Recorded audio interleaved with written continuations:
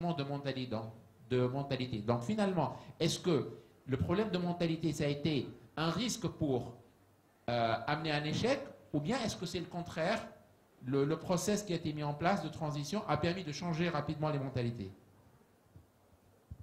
C'est vrai que la mentalité, c'est le problème le plus difficile parce que c'est la plus dure à changer. Mais la décentralisation a accéléré ces changements-là. Et vous avez posé des questions des coûts de la transformation. C'est une fausse idée que ça peut appliquer des coûts. Ça peut être cher.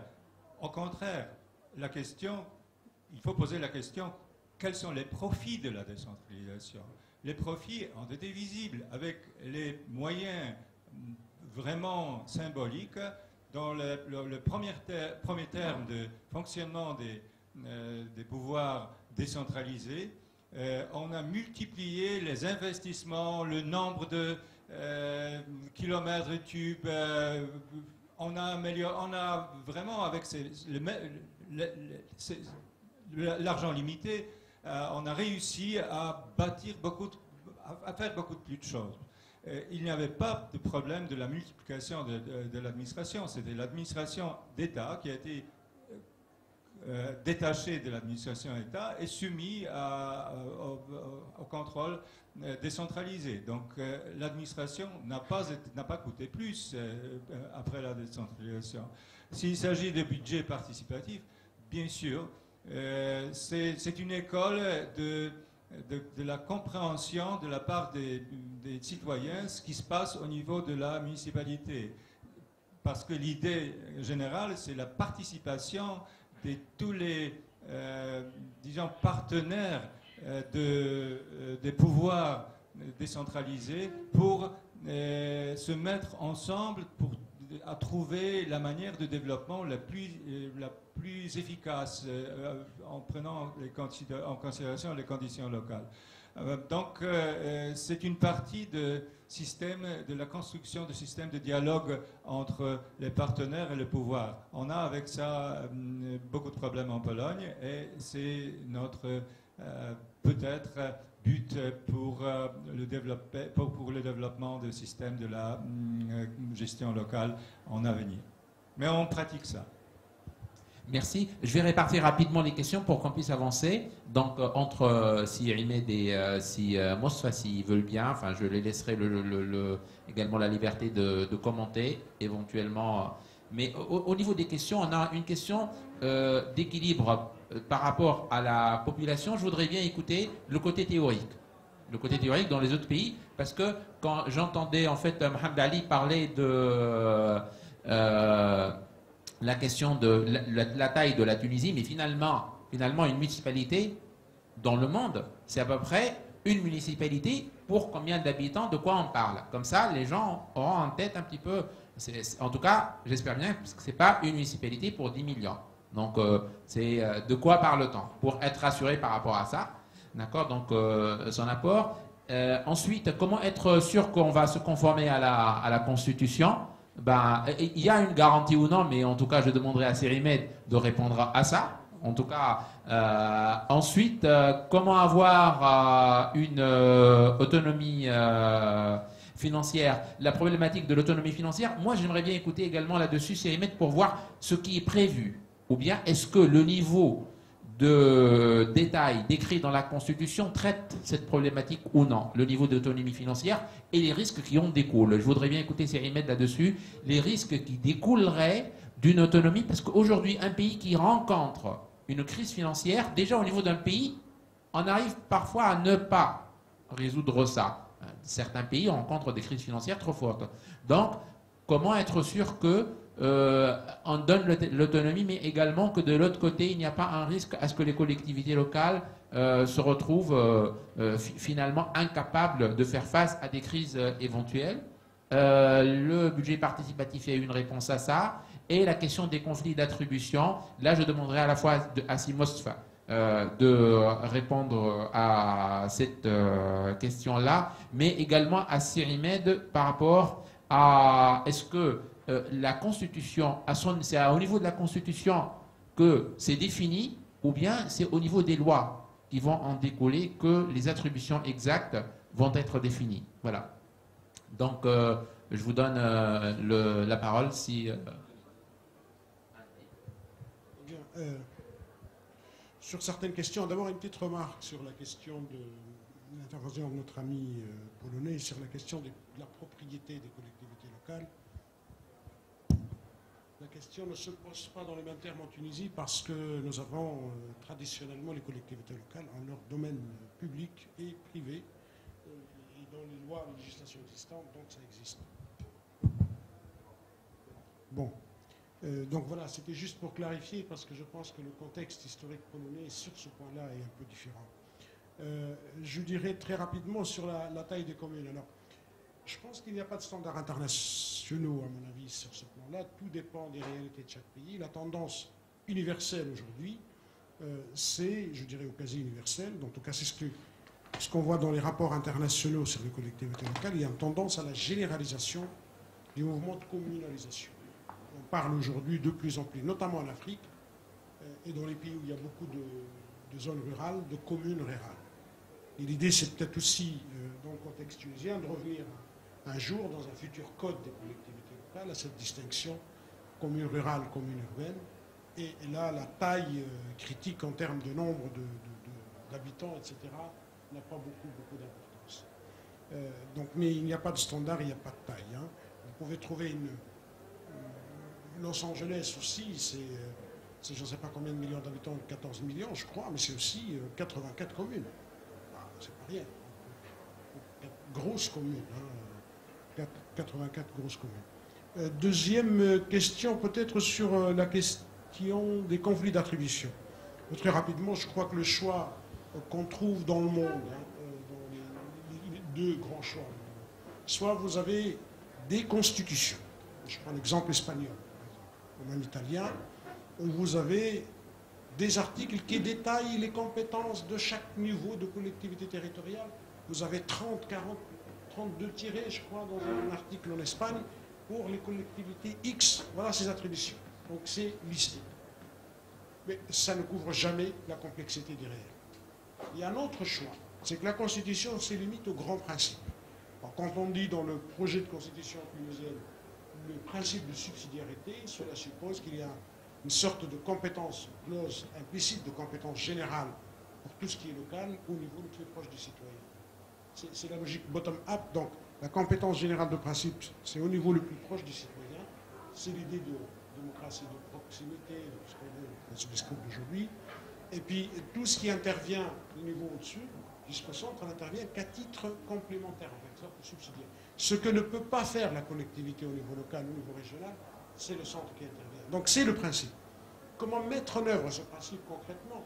Je pense qu'il y a déjà, ça suppose une législation, moi je pense qu'il y a besoin d'un code des collectivités, un code qui va détailler un petit peu ça, et puis c'est la pratique. Moi je pense que la décentralisation est un processus beaucoup plus qu'un État un peu rigide. Enfin, dernière remarque, je crois, sur l'aspect déconcentration, décentralisation. Ce qu'évoquait Monsieur le maire tout à l'heure, moi je pense qu'on ne peut avoir une décentralisation solide sans avoir en parallèle une déconcentration également réelle et pour qu'il y ait à chaque fois le vis-à-vis au même échelon, au même niveau, le représentant des pouvoirs centraux, etc. Ça diminue les coûts, on l'évoquait tout à l'heure, ça accélère les délais, ça limite tout ce qu'on a vu dans l'ancien système où finalement vous avez des choses décentralisées, mais la déconcentration ne suit pas, vous êtes obligé de revenir. Ça a compliqué beaucoup plus parfois le circuit et là, alors dit que l'affaiblissement. Enfin, pour les taxes locales, moi, si j'ai une remarque, et c'est a posteriori que je me suis peut-être rendu compte, par rapport au projet de constitution, c'est cette question de finances, et notamment de l'endettement des collectivités, des difficultés. C'est probablement qu'il aurait fallu peut-être mettre quelque part, fixer un seuil maximum d'endettement des collectivités locales pour empêcher, parce qu'avec l'autonomie, le principe de subsidiarité, le recours à la facilité, recourir à l'endettement, et après, c'est le centre qui doit sauver les communes parce qu'il y a des enjeux d'équilibre social, de paix sociale, etc. etc. Il y a peut-être cet aspect-là, il faut réfléchir, sinon dans la législation, à fixer un seuil maximum, un taux d'endettement maximal des collectivités locales pour éviter ça. Je pense que j'ai répondu à peu près, enfin j'espère, à l'essentiel des questions. Simos a répondu à toutes les questions. Ah, non, non. Ça reste la question des garanties. Il y a la question des garanties, oui. Et il y a également la question de en fait, comment assurer, être sûr qu'on peut avoir cette question. C'est pas grave. On répond à la première question et puis on sait. La garantie aux lois organiques, aux réformes, aux législateurs du futur. Pour cela, il faut donner confiance au futur.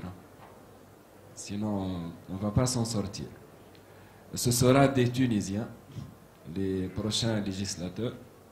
Il sera des patriotes. Et il sera des gens qui vont défendre la Tunisie et penser à l'intérêt de la Tunisie, indépendamment de leur couleur. La condition, c'est le régime démocratique en soi. La séparation des pouvoirs, l'équilibre, les forces, les contre-forces, les jeunes, bien sûr, la société civile. C'est la réponse. Hein. Voilà. Bien sûr, il y aura plusieurs chantiers que l'on va ouvrir. Rien qu'au niveau des lois organiques, on aura au moins 5 ou 6 lois organiques essentielles. Du budget des collectivités locales, de la fiscalité des collectivités locales, la loi des communes, la loi des conseils régionaux. Donc, des vrais chantiers. Par la suite, ce sera les réformes, les actes de décentralisation. Écoutez, la garantie, c'est le peuple tunisien, c'est les jeunes, c'est la société civile. Et personnellement, j'ai confiance au futur. Hein. Donc, et puis, ça n'a jamais, la garantie n'était jamais les textes. C'était toujours les hommes et les femmes. Hein. C'est la garantie. Voilà. L'autre question. Oui, je voudrais en fait vous écouter concernant la question les risques, d'accord, qui peuvent accompagner le processus de transformation. Est-ce que les risques, on a parlé d'un risque qui est lié à la culture, mais est-ce que il n'y a pas c'est parmi. Est-ce qu'il n'y a pas d'autres risques pour ce processus de transformation que vous avez identifié lors de vos travaux? Écoutez, c'est-à-dire si on parle des risques, c'est plutôt pour anticiper, bien sûr. Bien sûr. C'est pas pour stopper, pour revoir la décision. Hein. La gestion, soyons d'accord. La gestion des risques, par principe, c'est oui. on identifie un risque, tout à fait. on prend en place les mesures pour pouvoir le maîtriser. Oui, ok. Soyons d'accord que parmi les missions que l'on a, c'est la sensibilisation, la formation, le coaching, l'accompagnement, la vulgarisation, j'ai dit tout à l'heure, du principe de la décentralisation. Donc il y a tout un circuit de nouvelles informations et connaissances qu'il faut étaler partout au niveau du pays. Les risques, il y a toujours les risques. Il y a toujours cette déformation de la formation. Il y a toujours cette résistance au changement. Il y a toujours... Mais il faut gérer ça. Hein. Est-ce qu'au niveau de la Tunisie, par exemple, la perception de l'autonomie... Une chose qui est sûre, c'est qu'en Tunisie, on n'a pas risque d'éclatement. Okay. Chose qui a été, disons, parmi les effets indésirables de la décentralisation au niveau de quelques pays africains.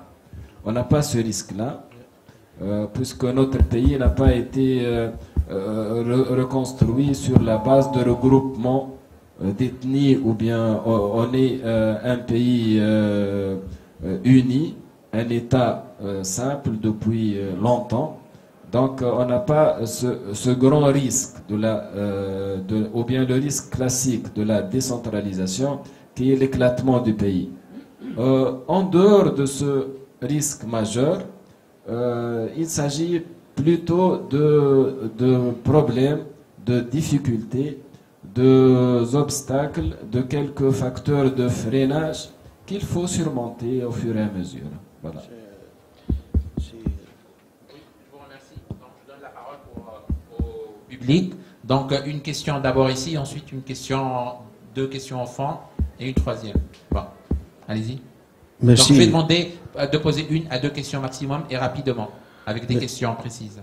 Merci, Monsieur le Président. Mohamed Salah Ben Issa, ancien doyen, ancien secrétaire général du gouvernement.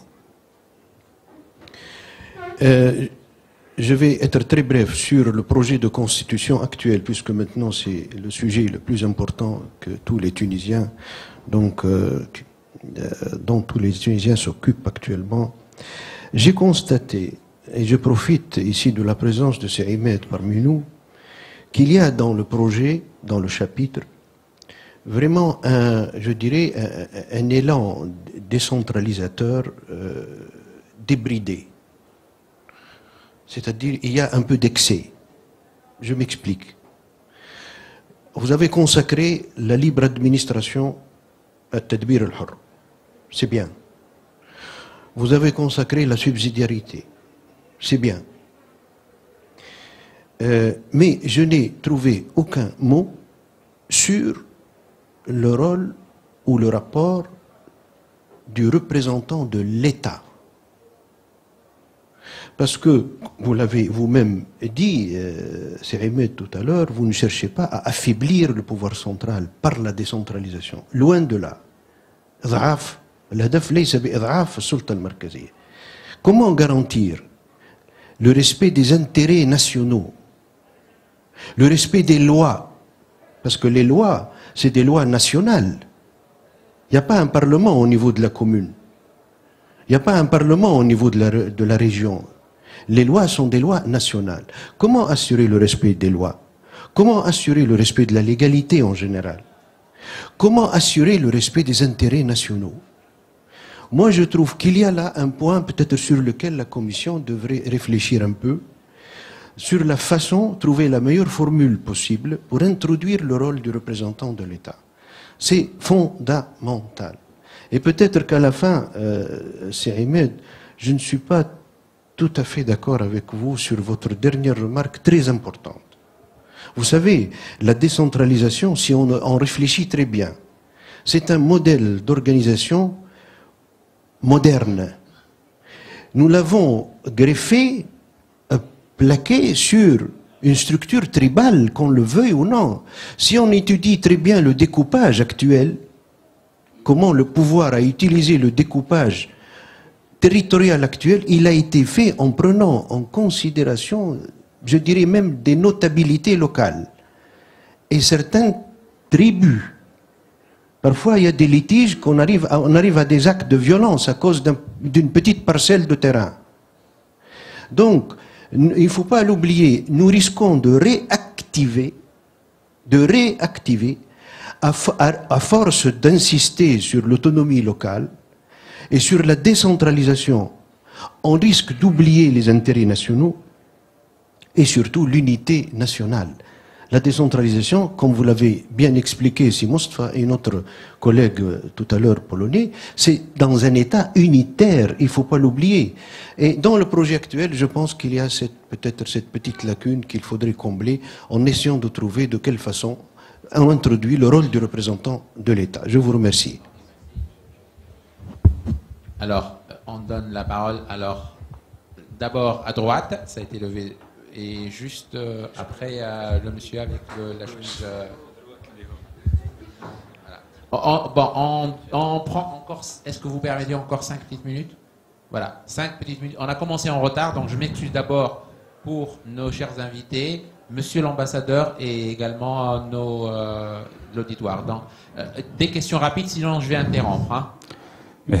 نبيل الغربي طالب مرحلة ثالثة بالمعهد العالي للتصرف بتونس وتلميذ بالمدرسة الوطنية للإدارة. أنا ديجا كانوا عندي 3 أسئلة بيسكو وقت فطور الناس الكل تعبت باش نعمل سؤال واحد. السؤال نتاعي نتوجه به للسيد عماد الحمامي عضو المجلس التأسيسي. حبيت نحكي مسيو بوزيني مي لاكسون سور بروبريتي فينونسيير ديسونتراليزاسيون. انا نعرفوا برشا جهات معناها تشكو من التنميه وتشكو من نقص في الماء واحد، باركونتر عندها موارد كبيره.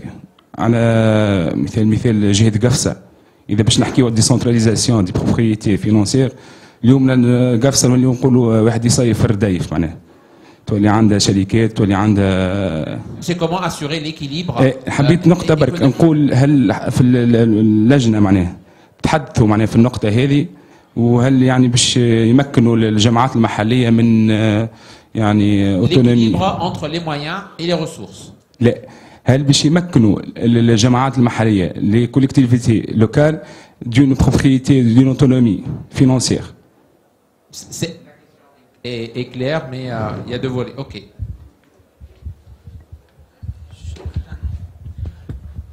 Ghazi Dehen, journaliste freelance.